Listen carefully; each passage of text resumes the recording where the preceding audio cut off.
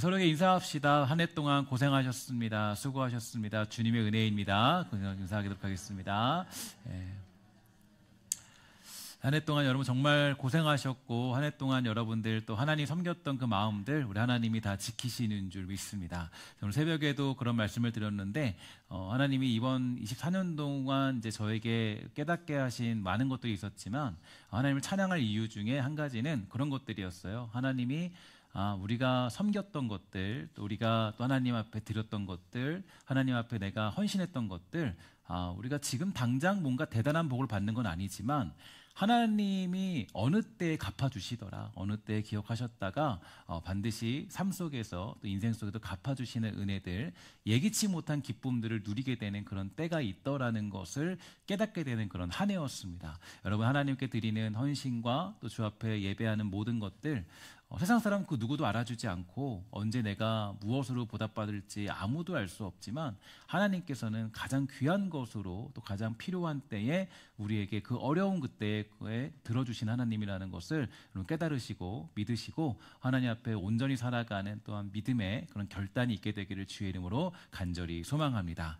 오늘 우리가 만나는 시편은 주님께서 우리를 사랑하신다라는 고백으로 그 내용이 시작되고 있는데, 오늘 말씀은 이제 시편 116편 을 함께 나누고자 합니다. 그래서 116편을 1절부터 나눠야 되는데, 사실 오늘 본문이 이제 그 성경 그 큐티 본문은 이렇게 되어 있기 때문에 이제 오늘은 제가 새벽에는 117편, 그러니까 117편을 제가 강해했고 116편을 우리가 중심으로 함께 말씀 나누고자 합니다.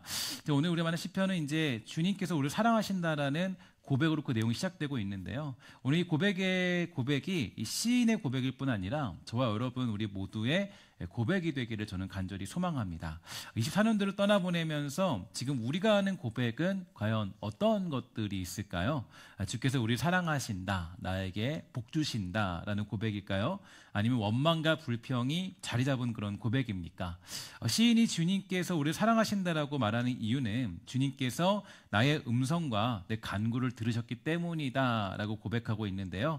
여기에 대해서 쉬운 성경은 이렇게 해석해주고 있습니다. 나는 여호와를 사랑합니다. 이는 주께서 내 목소리를 들으셨기 때문입니다. 주께서 도와달라는 나의 울부짖음을 들으셨습니다 라고 해석해주고 있습니다.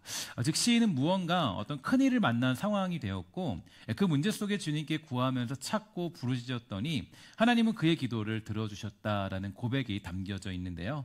이러한 응답의 경험은 너무나 저는 중요하다라고 생각을 하고 있어요. 왜냐하면 이러한 경험들이야말로 이 절망 중에 살아가는 우리를 이 소망의 삶으로 바꾸어주는 그런 원동력이 되기 때문입니다. 학습된 무기력이라는 말이 있죠. 이 학습된 무기력이라는 것은 이 피할 수 없거나 극복할 수 없는 환경에 반복적으로 노출된 경험으로 인해서 실제로 자신의 능력으로 피할 수 있거나 극복할 수 있음에도 불구하고 스스로 그러한 상황에서 자포자기하는 것을 의미합니다. 원래 우리들은 절망에 익숙한 삶을 살던 그런 사람들이었어요. 우리의 삶의 습관들은 이 절망에 근거하고 또 어떤 일을 만나면 절망하고 불평하고 원망했던 모습들을 가지고 있던 사람들이었는데, 결국 우리들을 정의하자면 인간이란 존재는 이 참된 소망을 꿈꿀 수 없는 그런 자들이었겠죠. 그러나 하나님은 우리에게 빛으로 찾아오셔서 이 어둠 속에서 빛을 보게 하시는 우리 하나님이 되셨습니다. 그러므로 기도란 무엇인가 보면 이 절망으로 가득 차 있던 삶에 익숙했던 인생에서 이 소망의 습관으로 변화되는 그런 통로라고 얘기할 수가 있겠어요. 기도하는 자들만이 사실은 소망을 경험하게 되고요. 이 기도하는 자들만이 절망에 익숙한 습관에서 벗어나는 그런 은혜를 누리게 되는 것입니다. 성도들을 보면은 제가 이제 뭐 감히 조금 이렇게 얘기할 수는 없겠지만 이 두 종류의 사람으로 나누어 볼 수가 있다고 생각을 해요. 예수를 믿고 변화된 사람과 예수를 믿고도 여전히 변화되지 않은 사람들, 이 두 가지의 특징들을 가지고 있다라고 할 수가 있는데, 이 변화된 사람들의 특징은 뭔가라고 보면 바로 그런 사람들은 기도하는 사람들이 변화를 추구하더라라는 것을 알게 됩니다. 기도하니까 뭐가 보이냐면 소망을 보고요, 빛을 보고 이 긍정적인 삶의 태도를 가지게 됩니다. 그러나 이 변화되지 않은 사람들은 뭐가 없냐면 이 기도하지 않는다라는 거죠. 기도가 없으면, 그러니까 물론 이것은 꼭 어떤 새벽 기도나 금요 기도회 이런 것들이 뭐 얘기할 수 있겠지만 뭐 개인적인 기도도 마찬가지입니다. 개인적으로 기도하는데 잠시 잠깐 하는 기도 말고요. 습관을 따라서 자기 어떤 주어진 어떤 삶 속에서 때때마다 기도하는 사람들을 얘기하는 겁니다. 그래서 이 기도하는 사람들은 변화가 일어나고 변화를 추구하지만 기도하지 않으면요, 여전히 예수를 믿어도 이 변화되지 않는 그런 삶을 살아가는 것 같아요. 그래서 늘 부정적이고 긍정적이지 못하고 또 불평이 가득하고 원망이 가득하고, 그러니까 옛날에 절망의 습관, 학습된 무기력처럼 이전에 그 절망의 습관에서 벗어나지 못하는 그런 삶을 살고 있는 겁니다. 그러니까 우리가 예수 믿고도 변화되지 않는 건 사실은 누구의 탓이라고 얘기할 수 없고요, 자기 자신의 탓이라고 얘기할 수가 있겠죠. 왜냐하면 이 습관이 계속 있으니까 이 습관 따라 살아가는 거거든요. 근데 이 습관이 변하지 않으니까 문제가 생기는 것입니다. 그래서 이제 변화되지 않은 사람들은 뭐가 없냐면 규칙적인 기도의 습관들이 없다라는 것을 우리는 살펴볼 수가 있게 돼요. 그래서 기도하지 않으니까 여전히 구원받지 않은 사람처럼 무기력하게 살아가게 되고요. 얼굴을 봐도 생기가 없습니다. 그래서 예수 믿는데 이분을 만났을 때 이 사람이 기도하는 사람인가 아닌가 이렇게 보면은, 기도하는 사람들은 이제 좀 어려워도 힘들어도 이 표정이 아주 밝아요. 생기가 있거든요. 생기가 있고 또 만나면 소망의 그런 눈빛이 보여요. 저 사람 기도하는 사람이구나. 딱 그 눈을 보면 웬만하면 알 수가 있게 되는데, 그러니까 고난에 쪄들어 있는 모습을 하고 있는 것은 누구나 다 고난은 있지만 기도하는 사람들은 고난을 해결하는 그런 능력을 가지고 있다라는 것입니다. 그래서 이 기도라는 것은요, 굉장히 우리에게 놀라운 변화를 주고, 기도할 때 여러분의 삶 가운데 아주 좋은 또 그런 메시지와 또 그런 은혜들을 누리게 되는, 그런 은혜를 누리게 되는 것입니다. 예수를 믿는다고 해서 여러분도 잘 아는 것처럼 늘 행복한 일만 있는 것은 아닙니다. 절망의 순간들이 찾아오게 되고요, 어두움이 찾아오게 되고요, 아무것도 보이지 않는 그러한 순간들이 우리에게 찾아오게 됩니다. 그래서 3절을 보면 뭐라고 얘기하느냐, 이렇게 얘기해주고 있어요. 사망의 줄이 나를 두르고 수월의 고통이 내게 이름으로 내가 환난과 슬픔을 만났을 때라고 그렇게 고백하고 있는데요. 이러한 일들이 얼마나 많이 있습니까? 24년도를 돌아보면 이러한 일들이 아마도 여러분들에게 굉장히 많이 있었을 것이라고 생각하는데, 이 매주일 예배하고 헌금도 하고 이런저런 신앙생활도 하는데 사망의 줄이 나를 두르는 것만 같고 수월의 고통, 즉 지옥과 같은 고통을 만나는 것은 우리가 알 수 없는 하나님의 섭리 안에 있음이 분명합니다. 그러나 바로 그러한 때에 기도하는 사람들은 뭐라고 고백하냐면, 4절에 보니까 아주 위대한 고백이 담겨져 있는데요. 함께 우리 고백하도록 하겠습니다. 시작. 내가 여호와의 이름으로 기도하기를 여호와여 주께 구하오니 내 영혼을 건지소서 하였도다. 아멘. 절망을 만나지만 기도할 수 있다라는 것, 내가 수호를 만나고 내가 어떤 사망의 줄이 나를 두른 것 같은 괴로움을 만나지만 이 기도할 수 있다는 것, 어두움을 만났지만 기도할 수 있다라는 것, 그것은 정말 놀라운 특권 아니겠습니까? 그러니까 절망을 만났을 때, 고통을 만났을 때 기도할 곳이 있다. 이거는 내가 피할 수 있는 길이 있고 또 내가 어떤 소망을 볼 수 있는 그런 통로가 있다라는 것을 의미해주고 있죠. 제2차 세계대전 때 있었던 일인데요. 이 프랑스가 단 2주 만에 이 독일군에게 함락되자 이 프랑스를 도우러 갔던 영국군 주력 부대 35만 명이 이 덩커든 반도에서 이 독일군의 총 공세를 받게 되었습니다. 독일군이 이 영국 군인들을 섬멸한다면 영국 함락을 할 수 있는 상황이었기 때문에 총 공세를 펼쳤다 그러죠. 영국군은 큰 위기를 맞이하게 됐는데, 당시 수상이었던 처칠 수상이 아주 그 위대한 연설을 하게 되었는데요. 이렇게 고백하게 돼요. 사랑하는 국민 여러분, 우리 영국의 아들들 35만 명을 잃어버릴 상황에 놓여 있습니다. 우리 하나님께 기도합시다. 일손을 놓고 하나님께 기도합시다. 이렇게 고백했다 그러죠. 이런 멋진 대통령이 있으면 좋겠어요. 어쨌든 간에 이제 모든 영국 국민들은 일손을 멈추고 그 이야기를 들으면서 이 모든 어떤 그 모든 힘을 다해서 하나님께 기도했다고 하죠. 그런데 바로 그날 놀라운 일이 벌어졌어요. 하나님의 기적이 나타나게 되었는데, 갑자기 독일군 진영에 이 폭우와 폭풍이 몰아쳐서 이 비행기도 뜨지 못하고 배도 출항하지 못하게 된 것이에요. 정말 그래서 그렇게 이제 바로 그때에 영국군은 이 도보 해협을 건너 이 무사히 탈출해서 재정비하게 되었고 연합군의 승리로 제2차 세계대전이 끝나게 되었다고 합니다. 절망과 어둠 가운데 기도했던 그들의 기도는 응답받았고 소망의 자리에 설 수 있게 되었다라는 그런 증명이 되었는데요. 이처럼 기도라는 것은 이 소망을 만드는 힘을 가지고 있어요. 우리에게 얼마나 크고 대단한 절망이 찾아왔느냐, 문제가 왔느냐, 칠흑 같은 어둠이 왔느냐, 그런 것은 중요하지 않습니다. 우리에게 중요한 것은 그러한 중에 기도할 수 있느냐, 나는 지금 어둠 속에 그렇게 들고 있을 만한 빛을 들고 있느냐, 이게 중요한 것이지 칠흑 같은 어둠이 찾아온 것은 그게 큰 문제가 되지 않는 것입니다. 보통 많은 사람들이 이제 하늘에 있는 많은 별들을 보고자 여러분 많이들 가시죠? 저기 산에도 올라가고, 어디 외국도 가고, 별곳 다 갑니다. 그래서 이제 나도 별 보고 왔다고. 그래서 제가 탄자니아도 가서 별을 좀 봤는데, 생각보다 많이 못 봤어요. 못 봤고, 별이 별 안 보이네 보니까 이제 날씨가 흐리면 안 보이잖아요. 그래서 많이 못 봤어요. 근데 어쨌든 간에 이 많은 별을 보고자 여기 가고, 저기 가고, 저 산에 올라가면 별이 많다, 저렇다, 막 그렇게 많이 생각을 해요. 근데 여러분 제가 생각을 곰곰이 해봤어요. 어떤 생각을 해봤냐면 별이 왜 저기만 많고 여기는 적지? 이 생각을 많이 해봤거든요. 근데 이제 우주라는 곳이 보면 이게 우리가 동일하게 보는 곳인데 왜 여기만 별이 많이 보이고 저긴 별이 안 보일까? 그러니까 우리가 보는 하늘과 그 우주가 얼마나 큰데 여기저기 가면은 더 별이 많이 보인다라는 게 좀 이상하지 않아요? 여러분 별 보러 가는 게 좀 이상하지 않습니까? 제가 그래서 곰곰이 고민해 보다가 이제 별을 어디서 많이 볼 수 있을까 곰곰이 고민해 봤는데 여러분들에게 아주 쉽게 별을 이렇게 많이 볼 수 있는 방법을 알려드릴게요. 그 방법이 뭐냐면요, 아주 간단합니다. 뭐냐면 새벽 4시 30분에 나와보면요, 여러분 잘 이렇게 많이 안 나와봤죠? 4시 30분에 나와보면요, 별 진짜 많이 보여요. 깜짝 놀래요. 그리고 깜짝 놀란 게 겨울에는 제가 늘 느끼는 건데 제가 이제 아주 오랜 동안 새벽기도하면서 느꼈던 거는 겨울에는요, 겨울 4시쯤 되면 또렷또렷하게 보여요. 진짜 또렷또렷하게 별이 그냥 저희 집이 산꼭대기라서 그런지 모르겠지만 어쨌든 나오면요 별이 그냥 아주 그냥 너무 잘 보입니다. 그러니까 별을 보려면 저기 산에 가지 마시고 거기 안 가도 돼요. 안 가도 되고 별 가끔씩은 진짜 이게 조금 보태서 은하수도 보이고 막 그래요. 근데 이제 어쨌든 간에 굉장히 잘 보여. 4시 반에 가면 아주 그냥 그냥 별 보고 싶으면 어디 막 멀리 가려 생각하지 말고요. 교회 새벽에 나와야겠다. 그럼 별 보면 이제 마음이 조금 더 좀 좋은 그런 마음을 느끼게 됩니다. 그래서 깜짝깜짝 놀래요. 야, 별이 이렇게 많았나?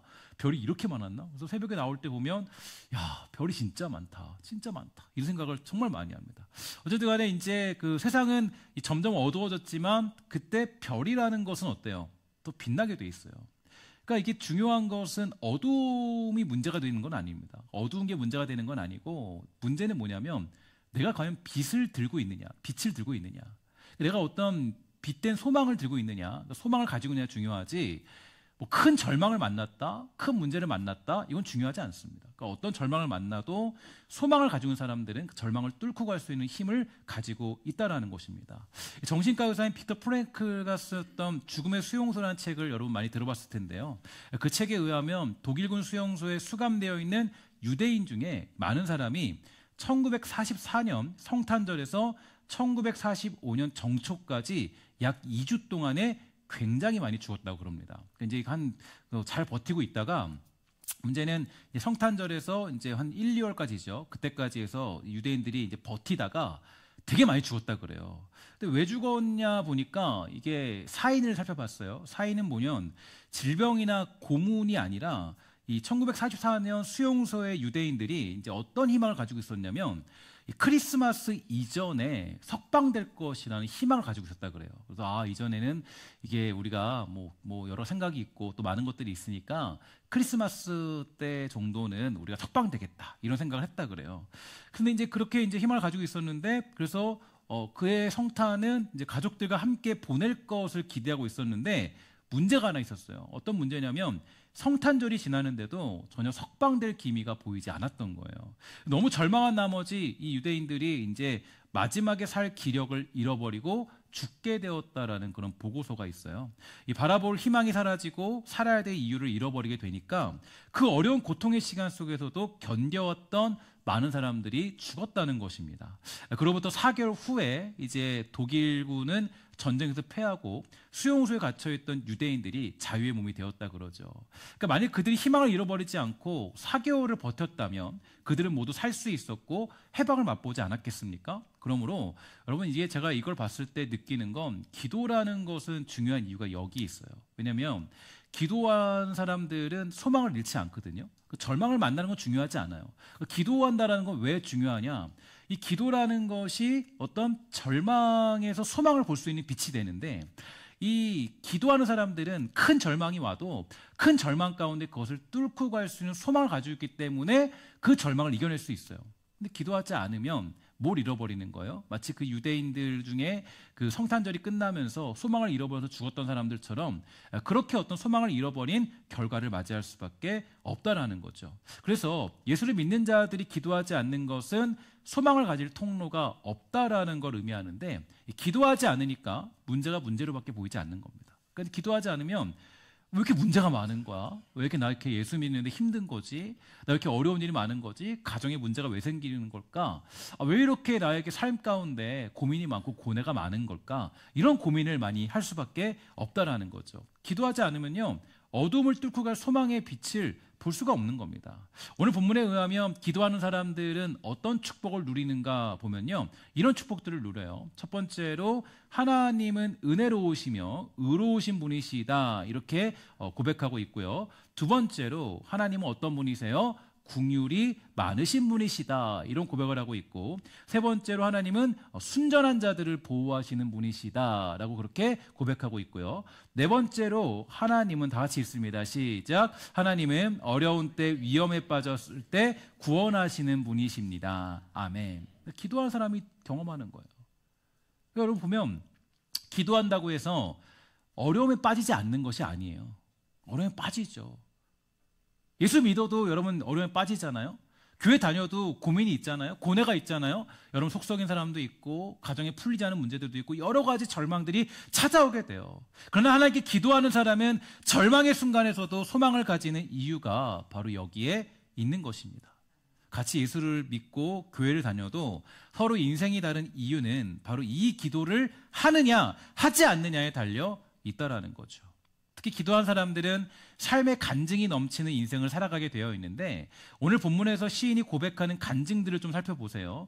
누가 이 시편을 작성했는지는 알 수 없겠지만 시편 116편을 작성한 시인은 다음과 같은 경험들을 매우 깊이 했던 것 같습니다. 8절에 보니까 이런 말씀이 있는데, 우리 안에 이러한 간증이 일어나게 되기를 간절히 바라는 마음으로 함께 읽어보도록 하겠습니다. 시작. 주께서 내 영혼을 사망에서, 내 눈을 눈물에서, 내 발을 넘어짐에서 건지셨나이다. 아멘. 기도하는 사람이 만나게 되는 간증이에요. 여러분 혹시 이번 연도에 어떤 간증들을 가지고 있을까요? 여러분 혹시 간증거리 있으십니까? 24년도에 하나님이 나에게 이렇게 기도에 응답해 주셨어. 하나님 나에게 이런 분이셨어. 나에게 이렇게 나에게 허락해 주셨어. 하는 간증들. 기도할 때 시인은 주님께서 사망에서 자신의 건지심을 경험하였고 자신의 발이 걸려 넘어지지 않게 하시는 하나님의 도우심과 인자하심을 경험하게 된 거예요. 이게 바로 기도하는 사람과 기도하지 않은 사람의 차이가 되는 겁니다. 기도하는 사람은 자신에게 주어진 모든 일들 속에서 하나님의 보호하심과 인도하심을 경험하게 되죠. 그러나 기도하지 않았던 사람들은 그저 자기 자신만을 의지하며 살아가니까 늘 불평과 원망과 풀리지 않은 숙제들이 가득한 한 해로 마무리 지을 수밖에 없는 겁니다. 우리들에게 어떤 문제가 있느냐는 중요하지 않아요. 여러분들에게 어떤 절망이 있느냐는 중요하지 않아요. 우리들에게 어떤 고통과 어려움과 수월과 같은 그런 문제들이 있는 것은 중요하지 않습니다. 정말 중요한 것은 너는 그러한 순간에 기도하는 사람이냐? 너는 그러한 순간에 그 칠흑 같은 어둠 속에 불을 들고 있는, 빛을 들고 있는 사람이냐? 여러분의 24년도는 어땠습니까? 하나님으로부터 주어지는 평안을 누리며 살았다고 고백하는 한 해였습니까? 하나님께 여러분에게 주신 응답들은 어떤 것입니까? 어떤 응답을 경험했습니까? 저는 이번 한 해에는요, 정말 많은 기도의 응답을 경험했던 한 해였던 것 같아요. 하나님께서 너무나도 크고 놀라운 일 몇 가지를 정확하고 선명하게 너무나 확실하게 저에게 보여주셨던 그런 한 해였던 그런 시간들이었는데, 그리고 하나님은 저에게 말씀하시는 것 같았어요. 야, 너가 기도하면 내가 응답할 것이다. 너가 기도하면 응답할 것이다. 너가 기도하면 어둠 속에 내가 너를 건질 것이다. 너가 기도하면 너의 마음에 평안을 줄 것이다 라는 그런 확신을 얻는 그런 한 해가 되었던 시간들이었습니다. 기도하는 사람이 강한 이유는 오늘 본문에서 분명히 드러나고 있는데 10절에 보니까 이렇게 고백하고 있어요. 함께 다 같이 읽도록 할게요. 시작. 아멘. 이게 기도의 놀라운 능력이죠. 크게 고통당했다고 믿었을 때 나는 믿었다. 그때 뭘 믿었어요? 하나님이 나의 기도에 응답하신다. 사람들이 때로는 고통을 당하는 자신을 조롱하기도 하고 도우시지 않는 하나님을 왜 믿고 살아가냐고 손가락질해도 그는 여전히 하나님께서 응답해 주신다라는 것을 믿었다라는 것이죠. 기도하니까 믿음이 생기고, 기도하니까 세상이 조롱해도 여전히 강한 사람이 되었습니다. 기도하니까 이 시인은 상황과 환경에 이끌리지 아니하고 오히려 믿음으로 자기의 인생을 선포하는 인생이 되었던 것입니다. 이렇게 기도는 우리를 절망의 자리에서 소망의 자리로 인도해주는 견인차와 같은 역할을 하게 된 것이에요. 이스라엘 백성들은 하나님의 전적인 은혜로 말미암아 노예에서 새로운 시대의 주인으로 부름받았지만 여전히 노예 근성을 버리지 못했습니다. 구원은 받았지만 여전히 구원받은 자의 축복을 누리지 못한 것이에요. 구원은 받았지만 몸은 아직 애굽에 있는 상황과 같은 것이었습니다. 그래서 틈만 나면 말하죠. 우리가 살던 애굽에서는 애굽으로 돌아가자. 구원은 받았지만 소망이 없는 사람들의 특징이에요. 기도라는 것은 이러한 모습에서 우리를 벗어나게 만드는 힘을 가지고 있어요. 우리를 죄의 노예에서 벗어나게 만들고 우리를 절망의 습관에서 소망의 습관으로 변화시키게 만들어주는 특징들을 가지고 있는 것이 기도라는 것이에요. 에베소 4장은 우리에게 분명히 가르쳐주고 있어요. 옛 모습을 벗어버리십시오. 옛사람은 한없는 욕망으로 점점 더 눈이 어두워져서 더 악하고 더러운 모습이 될 뿐입니다. 여러분은 마음을 새롭게 하라는 가르침을 들었습니다. 우리의 마음을 새롭게 하라는 것은 가만히 있는데 그저 성령의 강권적인 역사로 일어나지 않아요. 갑자기 어느 순간에 찾아오지 않습니다. 우리가 기도하는 것은 기도하는 가운데 주님께서 우리의 마음을 새롭게 하는 것을 경험하고 기도할 때에 우리의 마음이 변화되는 것을 경험하게 됩니다. 저도 그런 경험을 정말 많이 했는데요. 하나님, 저 사람이 미워 죽겠어요. 저 사람 용서할 수 없어요. 라고 화가 씩씩 나서 교회 나와서 기도했지만 그 말은 기도하는 가운데 변화되더라고요. 하나님, 저 사람을 사랑하게 해주세요. 용서하게 해주세요. 제 마음에 사랑을 주세요.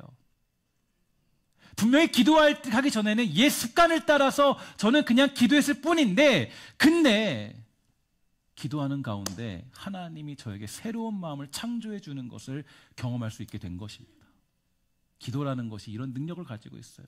따라합시다. 기도는 우리에게 새로운 창조를 준다. 우리의 마음에 새로운 창조가 일어나는 거예요. 너무나도 미워했던 사람들을 바라보면서 기도하는 가운데 하나님, 내가 저 원수를 사랑하겠습니다라는 고백으로 변화되는 역사. 기도하는 사람들만이 누리는 축복이죠. 기도하지 않으면 절대로 하나님의 새로운 역사와 창조가 일어나지 않아요. 물론 하나님이 어떤 강권적인 일들로 우리를 변화시킬 때도 있죠. 그러나 하나님이 원하시는 건 우리가 스스로 하나님의 은혜를 알고 옛 습관을 벗어버리고 하나님 앞에 기도함으로 말미암아 하나님이 만들어 가시는 새로운 창조의 역사를 만들어가는 역사를 경험하기를 원하시는 우리 하나님이 되시는 줄 믿습니다. 여러분, 혹시라도 잃어버린 기도가 있습니까? 그러면 그 기도를 회복한다면 여러분들에게 새로운 창조의 역사를 일으키시는 성령의 역사가 우리 삶 가운데 일어나게 되는 줄 믿습니다. 어떤 기도하는 분이 이제 새벽에 이제 기도하는 분이 어떤 분이 그랬다는 거예요. 어느 날 이제 자기도 모르게 이제 뭐 이렇게 어떤 이렇게 상황을 통해서 선교지에 교회를 세우면 좋겠다라는 마음을 이제 그분이 전해 듣게 된 겁니다. 그래서 사실 뭐 그분이 그런 이야기는 살면서 한 번도 뭐 자기도 들어본 적도 없고 한 번도 이제 뭐 이렇게 생각해 본 적도 없는데 그런 얘기를 들었다는 거예요. 뭐 들어도 사실 별로 관심이 없는 게 사실이죠.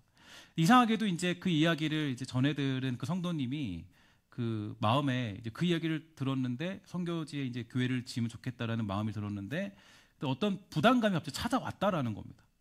그래서 새벽에 이제 기도하다 보니까 마음속에 이게 뭐 하나님의 음성인지 아닌지는 모르겠지만 뭐 이런 소리가 들렸다는 거예요. 야, 너가 그 적금 들어서 그 교회를 세우면 좋겠다. 이런 얘기를 들었다는 거예요.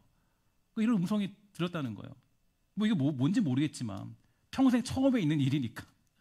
그러니까 교회를 선교지에 세우기 위해서는 이제 꽤나 많은 돈이 들어가더라고요. 저희 탄자니아도 보니까 한 2천만 원 이상의 돈이 들어가더라고요. 굉장히 큰 돈이잖아요. 근데 그 교회를 세우기 위해서 당장 뭐 내야 될 돈이 뭐 있는 거는 아닌 것 같아요.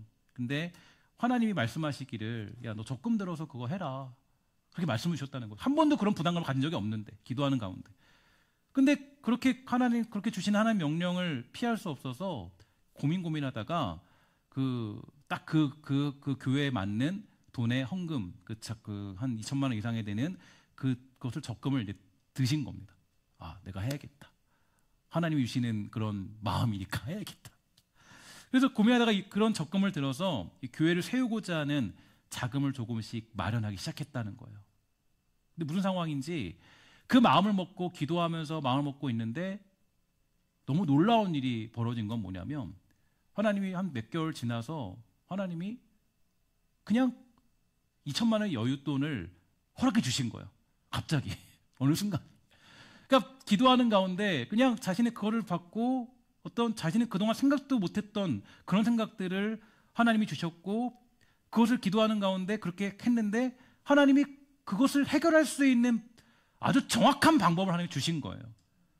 그분 상황을 딱 맞게 만들어 주시더니 여러 상황들로 인해서 그것을 적금으로 한 3년 뒤에 이제 드리려고 했는데 그렇게 하지 않고 그것을 완벽하게 그냥 그때 딱 해결해서 하나님께 드릴 수 있는 그런 상황이 생겼다라는 거예요. 한 번도 그렇게 막 엄청나게 큰 어떤 것을 드리지 못했던 그런 모습이 있었는데 근데 그때 하나님이 주시는 그 마음을 받고 그것을 어떤 드리게 되는 그런 놀라운 역사를 그런 그 기도하는 가운데 경험했다는 거죠. 제가 이 얘기를 왜 말씀드리냐면 이런 것 같아요. 사명이라는 것도 기도하는 사람이 감당하더라고요. 사명이라는 것도. 그러니까 내가 주의 일을 감당하는 것도 어디 있냐면 기도할 때 내가 하나님의 사명을 받고 또 하나님이 주시는 복을 받는 것도 모든 것이 다 뭘로 시작하는가 보니까 기도로 시작되는 것을 저는 여러 상황을 통해서 경험하게 됩니다.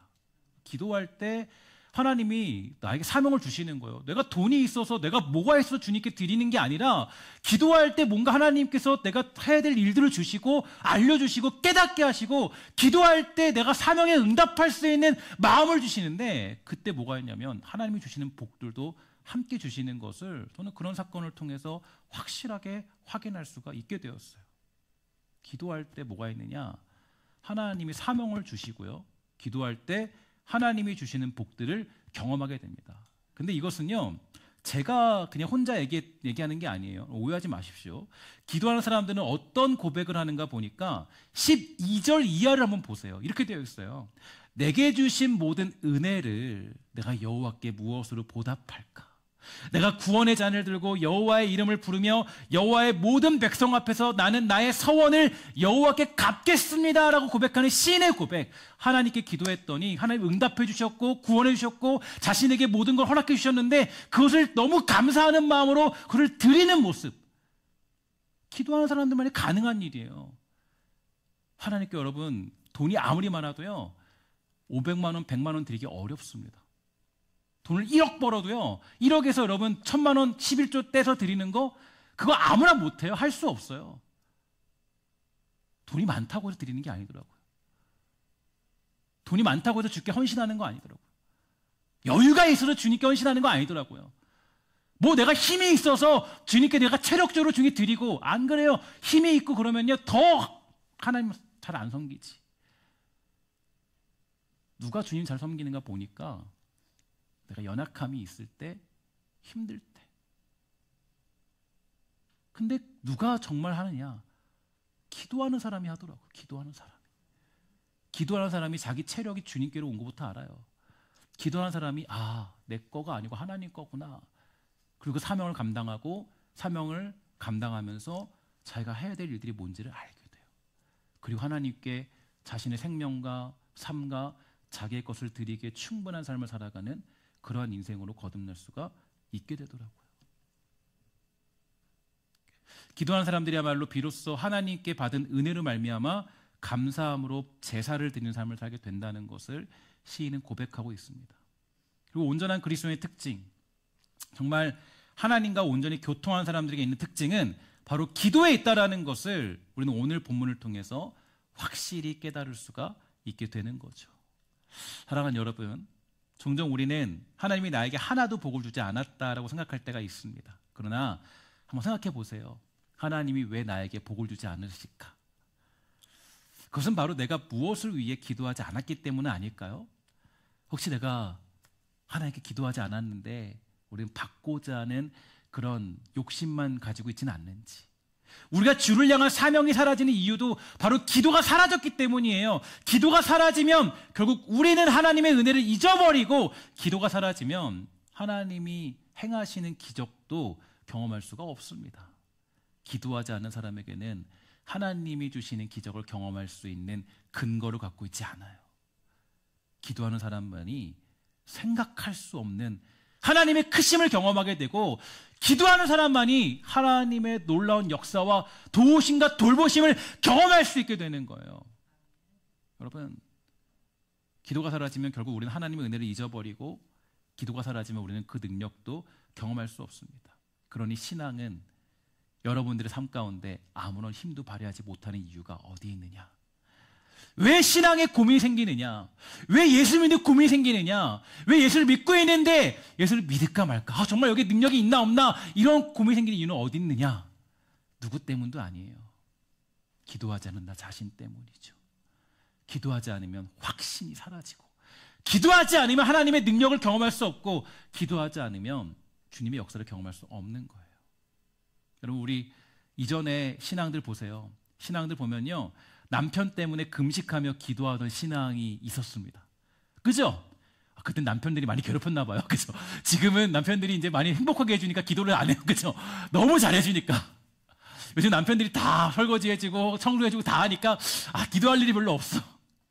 근데 예전에는 어때요? 다 왜 기도하러 나오셨어요? 보면은 우리 남편이요, 술을 그냥 죽도록 먹고요, 집안일도 안 하고요, 막 우리를 막 괴롭히고요. 그러니까 우리 기도할 수밖에 없어요. 그냥 남편 때문에 그냥 주장창 기도하는 거예요. 요즘 남편 너무 잘해주면 기도 안 해요. 그죠?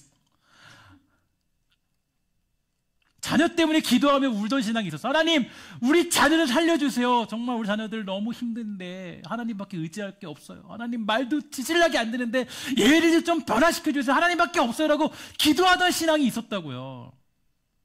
근데 요즘에 보니까 세상에 너무나 많은 정보와 지식들이 존재하더라고요. 남편이 문제면, 아내가 문제면, 자녀가 문제면 정신과도 갈 수 있고요. 뭐 영상 보면요, 뭐 오은영 씨가 상담 잘 해주죠. 다 얘기해줘요. 뭐 이렇게 하라, 저렇게 하라, 저렇게 하라, 뭐 저거 해주고 저렇게 하면 부부도 이렇게 하라, 저렇게 하라, 다 해줘요. 기도 안 합니다. 문제가 있어도 세상 찾고 지식 찾고 기도 안 해요. 기도가 해결책이 아닌 것 같으니까. 사업에 어려움이 있으면 하나님 앞에 울부짖고 찾기라도 해야 될 거 아니에요. 문제가 있으면, 자녀가 걱정되면. 근데 안 해요. 심지어는 병에 걸려도 안 해요. 의술이 너무 좋으니까.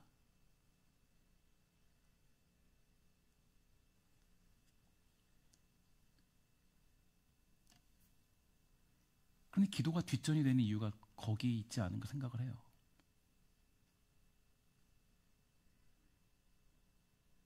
그러나 여러분, 결국 모든 것들을 완성하며 이뤄낼 수 있는 분은 우리 하나님 되시는 줄 믿으시기를 주의 이름으로 간절히 부탁을 드리겠습니다.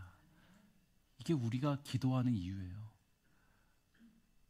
여러분의 사업적인 문제, 가정적인 문제, 여러 가지 것들, 삶의 문제들, 여러 방법으로 해결할 수 있지만 결국 그것을 완성시키는 분은 우리 하나님이심을 믿는다면 우리 기도를 안 할 수가 없죠. 왜 25년도에 그러죠. 그런 분들이 있어요. 25년도는 그냥 대충 보냈어요. 특별한 일도 없었고 그냥 보냈어요.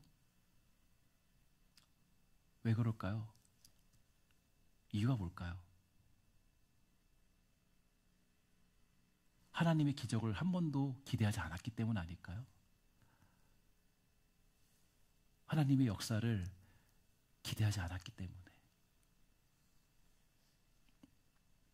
저는 그래서 여러분들에게 이 설교를 마무리 지으면서 25년도에는 좀 많은 간증이 있는 그런 교회가 됐으면 좋겠어요. 저는 간증이라 그래서 세상이 말하는, 일반 교회가 말하는 그런 간증들 말고 진짜 그러면 좋겠어요. 하나님을 만났던 경험들, 하나님이 기도했는데 내 마음속에 평안을 주시고 위로를 주시고 내가 새로운 사명을 회복하게 됐어요. 이런 고백과 간증들, 어둠 속에 있었지만, 절망 속에 있었지만 기도하는 가운데 하나님의 기적을 제가 경험하는 삶이 됐어요. 이런 고백들, 간증이라고 해서 뭔가 문제가 해결되고 대단한 일이 일어난 것만이 아니라 수렁에서 우리를 건지시며 죽음에서 우리를 보호하시고 넘어지지 않게 지키시는 하나님에 대한 고백, 그 고백이 저는 우리 성도들에게 25년도에 정말로 많이 일어날 수 있게 되기를 주의 이름으로 간절히 부탁을 드리겠습니다. 그렇게 하기 위해서는요, 잃어버린 기도를 회복하셔야 돼요. 나의 영적인 문제도, 나의 삶의 문제도 모든 원인 중에 하나는 기도에 있습니다. 기도하는 일에 최선을 다하시고 꼭 교회 나와서 무조건 기도할 그건 아니에요. 그러나 여러분, 잃어버린 기도가 있다면 그 기도를 회복하는 것이 하나님의 기적을 경험하는 가장 좋은 방법입니다. 여러분, 축복하는 건 잃어버린 기도가 회복되어서 25년도에는 너무나도 많은 간증으로 함께 우리가 또 즐거워하고 기뻐하고 행복해하는 신성교회 되기를 주의 이름으로 간절히 소망합니다. 기도하도록 하겠습니다.